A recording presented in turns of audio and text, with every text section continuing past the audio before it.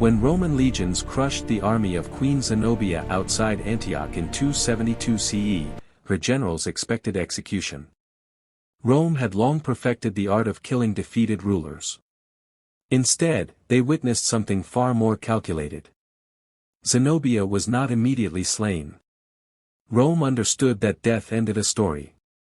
Survival could turn a ruler into a warning.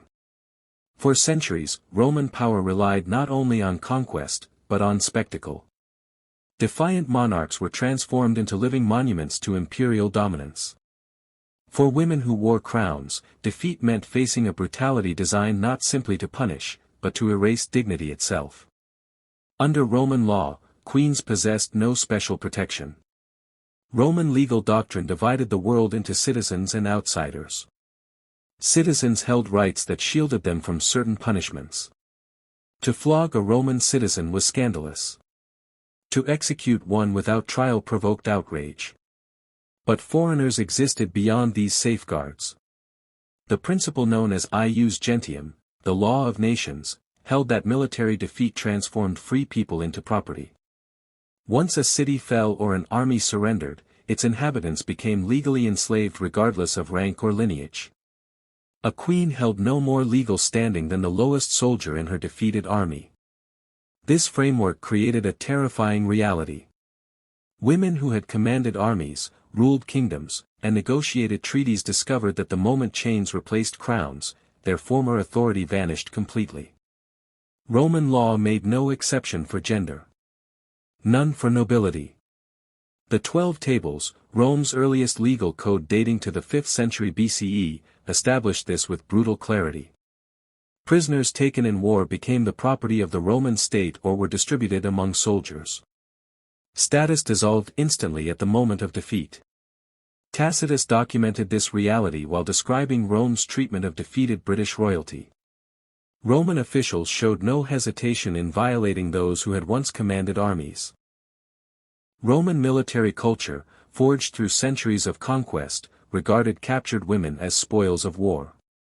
While a small number of elite prisoners might be housed temporarily for ransom or political leverage, most faced immediate degradation.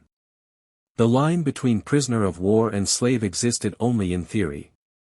In practice, defeat erased identity. Royal women were no exception.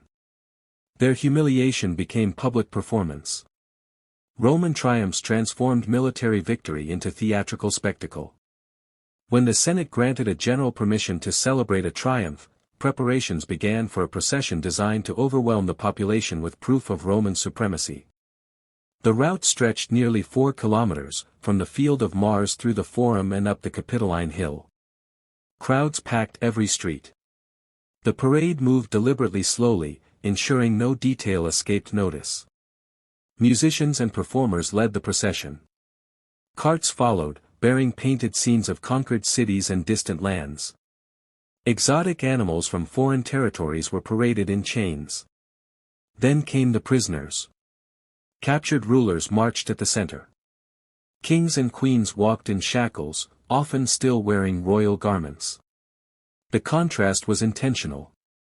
Monarchs displayed in full regalia yet stripped of power delivered a message that resonated far beyond Rome. No throne guaranteed safety. No kingdom stood beyond reach. For captive queens, the triumph meant enduring hours beneath the gaze of thousands. Jeers echoed through the streets. The journey could last an entire day. Every step became a reminder that survival itself was uncertain.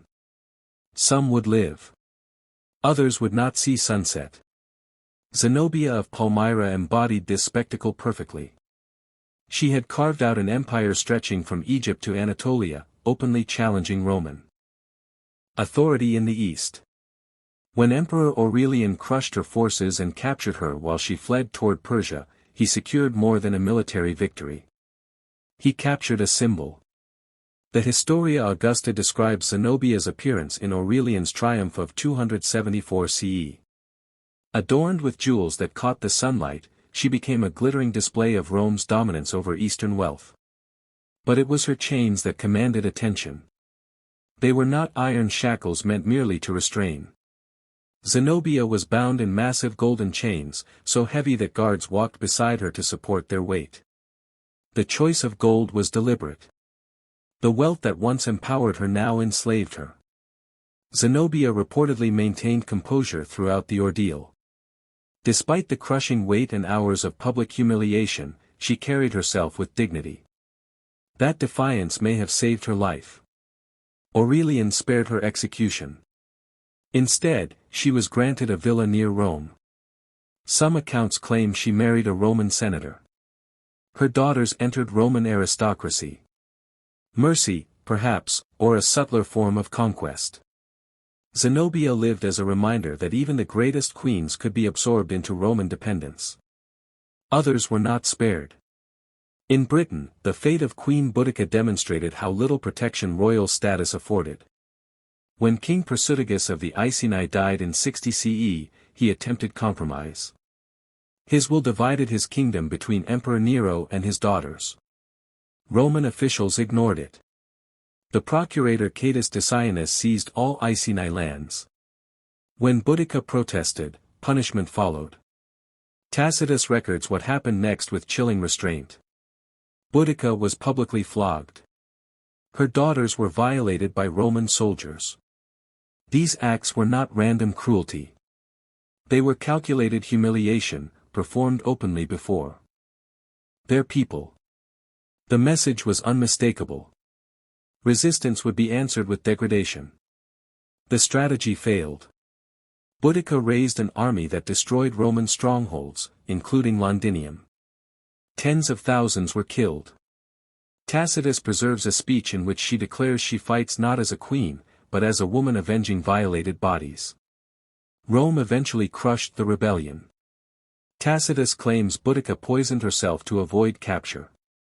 Her daughters vanish from history. Their fate unrecorded. For many captive rulers, triumph marked only a prelude to execution. As processions approached the Capitoline Hill, condemned prisoners were diverted to the Mamertine prison, known as the Tullianum. Built into stone beneath Rome itself, it served as the final destination for enemies of the state. The lower chamber was accessible only through a hole in the ceiling. Here, kings were suffocated, starved, or left to die in darkness while celebrations echoed above.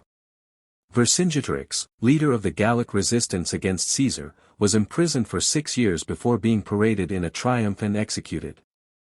Jugurtha of Numidia was starved to death in the same dungeon. Simon Bar Giora met a similar fate after Titus's triumph. Only after confirmation of execution did ceremonies conclude. Not all rulers were killed. Some were kept alive as warnings. The flogging of Boudica. The chains of Zenobia. The executions after triumphs were not excesses. They were policy. Rome ruled not only through legions, but through fear carefully staged. The Mamertine prison still stands today. Its stone walls remain a reminder that the triumphs praised in ancient texts were built on human suffering. Queens who commanded armies were reduced to spectacles. Their dignity traded for imperial stability. Empire was written not only in victory, but in humiliation.